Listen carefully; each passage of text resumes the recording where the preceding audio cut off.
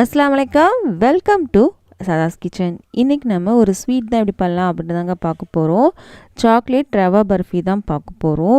ரொம்ப சிம்பிளுங்க. ஒரு 10 நிமிஷத்தை செஞ்சு முடிச்சிடலாம். டேஸ்ட்டு சூப்பராக இருக்கும். ரொம்ப சிம்பிள். யார் வேணாலும் ட்ரை பண்ணலாங்க. வீட்டில் இருக்க பொருளே தான் எல்லாமே. நான் இன்றைக்கி இதில் கொக்கோ பவுடர் யூஸ் பண்ணியிருக்கேன். கொக்கோ பவுடருக்கு பதில் வேறு என்ன யூஸ் பண்ணலான்றது வீடியோ சொல்லியிருக்கேன். வீடியோ ஃபுல்லாக பாருங்கள், உங்களுக்கே தெரியும். ரொம்ப சிம்பிளான, அதே சமயத்தில் ரொம்ப டேஸ்ட்டான ஒரு ரெசிபிங்க இது. இப்போ வாங்க எப்படி பண்ணலான்னு பார்க்கலாம். இப்போது ஒரு மிக்ஸி ஜார் எடுத்திருக்கேன். இதில் 1/2 கப் அளவுக்கு ரவை எடுத்திருக்கேன். நல்ல பொடியான ரவையாக எடுத்துக்கோங்க. உங்களோட குண்டான ரவை தான் இருக்குது அப்படின்னா ஃபஸ்ட்டு ரவையை அரைச்சிட்டு இதுக்கப்புறம் சொல்கிற பொருட்கள்லாம் சேர்த்து அரைச்சிக்கோங்க. அடுத்து ஒரு 5-6 பாதாம் எடுத்துக்கலாம். அதே மாதிரி 5-6 முந்திரி பருப்பையும் நம்ம எடுத்துக்கலாம். இதையும் நம்ம சேர்த்துடலாம். இதுக்கப்புறம் ஏலக்காய் 4 எடுத்திருக்கேன். இதையும் நம்ம சேர்த்து நம்ம அரைக்க போகிறோம். நம்ம அரைச்சிட்டு வந்துடலாம். தண்ணி எதுவும் சேர்க்க வேண்டாம், அரைச்சிட்டு வந்துடலாம். அரைச்சதுக்கப்புறம் உங்களுக்கு காமிக்கிறேன்.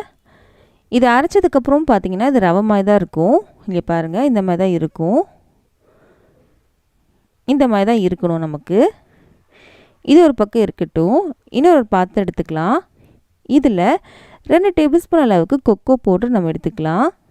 அன்ஸ்வீட்டன் கொக்கோ பவுடருங்க இது.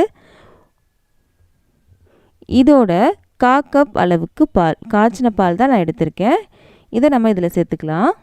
சேர்த்துட்டு நல்லா கலந்து விட்டுடலாம், கட்டிகள் இல்லாமல். உங்கள்கிட்ட கொக்கோ பவுட்ரு இல்லை அப்படின்னா சாக்லேட் இருக்கு இல்லையா, அதை கூட நீங்கள் எடுத்துக்கலாங்க. சாக்லேட்டை இந்த மாதிரி பாலில் கரைச்சி கூட நீங்கள் எடுத்துக்கலாம். கட்டிகள் இல்லாமல் நல்லா கரைச்சாச்சு. இதுவும் இருக்கட்டும். இதுக்கப்புறம் எந்த பாத்திரம் செட் பண்ண போகிறோமோ அந்த பாத்திரத்தில் கொஞ்சமாக நெய் தடவி வச்சுருக்கேன். இந்த இப்போ தான் செட் பண்ண போகிறோம். நெய்யும் தடவி வச்சாச்சு. இதுக்கப்புறம் அடுப்பில் ஒரு கடாய் வச்சுருக்கேன். இதில் 2 டீஸ்பூன் அளவுக்கு நெய் எடுத்திருக்கேன். நெய் கொஞ்சம் சூடாகட்டும். இதுக்கு மேலே நமக்கு நெய் தேவைப்படாதுங்க இதுக்கு. இதுக்கப்புறம் நெய் சேர்க்குறதும் சேர்க்காமல் இருக்கிறதும் உங்கள் விருப்பம் தாங்க. இதுக்கு மேலே நெய் சதம் நல்லா தான் இருக்கும், ஆனால் இதுவே கரெக்டாக இருக்கும். இப்போது நெய் வந்து உருக்கிடுச்சு. இதுக்கப்புறம் நம்ம அரைச்சி வச்சிருந்தோம்ல ரவை, அதை இதில் சேர்த்துடலாம். சிம்லே வச்சு நல்லா வறுக்கணும். நல்லா வாசம் வர வரைக்கும் நல்லா வறுத்துக்கோங்க. நல்லா வறுபடணும், நல்லா வாசம் வரணும், அதுக்கு நல்லா வறுத்துக்கோங்க. வறுத்ததுக்கப்புறம் உங்களுக்கு காமிக்கிறேன். இப்போது நல்லா வறுபட்டுச்சுங்க. நல்லா வாசம் வருது. லைட்டாக கலரும் சேஞ்ச் ஆகிருக்கு. இப்போது இதில் 1 கப் அளவுக்கு பால் எடுத்திருக்கேன். இது முதவே காய்ச்சின பால் தான். இந்த பால் சேர்த்துக்கலாம்.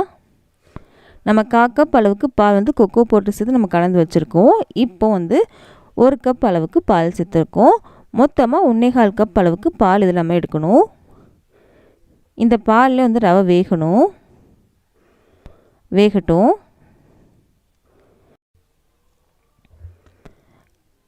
எல்லாருக்கும் தெரிஞ்ச மாதிரி ரவை வந்து சீக்கிரமாகவே வெந்துடும். இங்கே பாருங்களேன், திக்காயிட்டே வருது. இப்போ இதில் நம்ம சர்க்கரை சேர்க்க போகிறோம். எந்த அளவுக்கு சர்க்கரை சேர்க்க போகிறோம் அப்படின்னா ஒரு 5 டேபிள் ஸ்பூன் அளவுக்கு இதில் நம்ம சர்க்கரை சேர்க்க போகிறோம். இங்கே பாருங்கள், ரவை நல்லா வெந்துருச்சு. நான் இன்றைக்கி ஒரு 5 டேபிள் ஸ்பூன் அளவுக்கு சர்க்கரை எடுத்திருக்கேன். அதை நம்ம சேர்த்துக்கலாம். உங்கள் விருப்பத்துக்கு ஏற்றப்ப நீங்கள் சர்க்கரையை பேலன்ஸ் பண்ணிக்கோங்க. சர்க்கரையை சேர்த்து நல்லா கலந்து விடலாம். சர்க்கரை கொஞ்சம் இலக்கி கெட்டியானது கொஞ்சம் தண்ணியான மாதிரி இருக்கும். ரொம்ப சிம்பிள் தாங்க. ரொம்ப டேஸ்ட்டாக இருக்கும். கண்டிப்பாக நீங்கள் செஞ்சு பாருங்கள். இங்கே பாருங்கள், இலக்கி வந்துகிட்டே இருக்குது. இப்போது நல்லா இலக்கி வந்துடுச்சு. சர்க்கரை எல்லாம் கரைஞ்சிருச்சு இல்லையா. இப்போது நம்ம கரைச்சி வச்சுருந்தோம்ல கொக்கோ பவுடரும் பாலும், அதை நம்ம சேர்க்க போகிறோம்.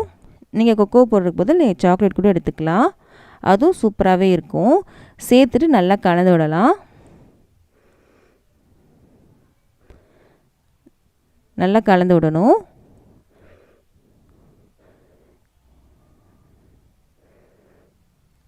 கலந்து விட அதுவே திக்காயிட்டே வரும். வீடியோ மட்டும் கொஞ்சம் ஃபாஸ்ட்டாக ரன் பண்ணியிருக்கேன், கட் பண்ணாமல் உங்களுக்கு காமிக்கணும் அப்படின்றதுக்காக. இங்கே பாருங்கள், நல்லா திக்காயிட்டே வருது. சீக்கிரமாகவே முடிஞ்சிருங்க. டக்குன்னு வேலை முடிஞ்சிரும். பாத்திரத்தில் ஒட்டாமையும் வருது பாருங்கள்.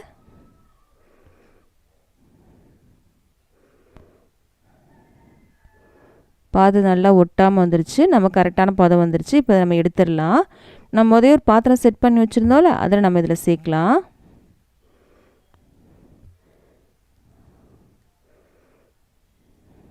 எல்லாத்தையும் நம்ம சேர்த்துடலாம். இதை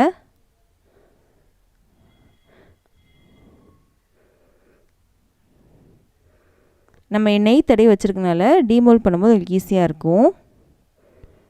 சேர்த்தாச்சு. இப்போது இதை நம்ம இந்த மாதிரி அரேஞ்ச் பண்ணிக்கலாம். ஒரு 10 நிமிஷம் வரைக்கும் அப்படியே இருக்கட்டும். கொஞ்சம் செட் ஆகணும் இல்லையா, அதுக்காக ஒரு 10 நிமிஷத்துக்கு அப்புறம் இதை நம்ம டீமோல்ட் பண்ணிக்கலாம். ஒரு 10 நிமிஷம் வரைக்கும் இது இருக்கட்டும். 10 நிமிஷத்துக்கு அப்புறம் பார்க்கலாம். இப்போ ஒரு 10 நிமிஷம் ஆயிடுச்சுங்க. நல்லா செட் ஆயிடுச்சு. ஓரங்களை மட்டும் இந்த மாதிரி கத்தி வச்சு நம்ம ரிலீஸ் பண்ணிக்கலாம். ரிலீஸ் பண்ணிட்டேன். ஒரு தட்டை கவுத்தி போட்டு அப்படியே டீமோல்ட் பண்ணோம் அப்படின்னா ஈஸியாக நமக்கு டீமோல்ட் ஆயிரும். நெய் தடவி வச்சுருக்கோம் இல்லையா, அதனால் ஈஸியாக டீமோல்ட் ஆயிடுச்சு. கண்ணாடி பாத்திரம் தான் எடுக்கணும் இல்லைங்க, ஒரு தட்டு கூட நீங்கள் எடுத்துக்கலாம். பாருங்கள் எவ்வளோ சூப்பராக வந்திருக்கு அப்படின்னு. பார்க்கும்போது ஒரு கேக் மாதிரி இருக்குது பாருங்கள். நம்ம கட் பண்ணிக்கலாம். எந்த ஷேப்பில் வேணாலும் நீங்கள் கட் பண்ணிக்கோங்க. நான் இந்த ஷேப்பில் நான் கட் பண்ணிக்கிறேன். கட் பண்ணியாச்சு. அவ்வளோதான், சூப்பரான ஒரு ரெசிபி நமக்கு ரெடி ஆகிடுச்சு. ரொம்ப ரொம்ப சிம்பிள் தான், வீட்டில் இருக்க பொருட்கள் தான், ஆனால் டேஸ்ட் சூப்பராக இருக்கும். கண்டிப்பாக நீங்கள் செஞ்சு பாருங்கள், அதுக்கு ரொம்ப பிடிக்கும். இந்த வீடியோ பிடிச்சிருக்கும் நம்புகிறேன். பிடிச்சிருந்துச்சு அப்படின்னா மறக்காமல் நம்ம சேனலை சப்ஸ்கிரைப் பண்ணிடுங்க. பக்கத்தில் இருக்க பெல் பட்டனையும் கிளிக் பண்ணிடுங்க. அப்போ தான் இனிமேல் போட போகிற எல்லா வீடியோவும் சேரும். இந்த மாதிரி ரெசிபிஸ்லாம் உங்கள் ஃப்ரெண்ட்ஸ்க்கும் ஃபேமிலிஸ்க்கும் பிடிக்கும் அப்படின்னா அவங்களுக்கு இந்த வீடியோ ஷேர் பண்ண மறக்காதீங்க. நம்ம அடுத்த வீடியோ சந்திக்கலாம்.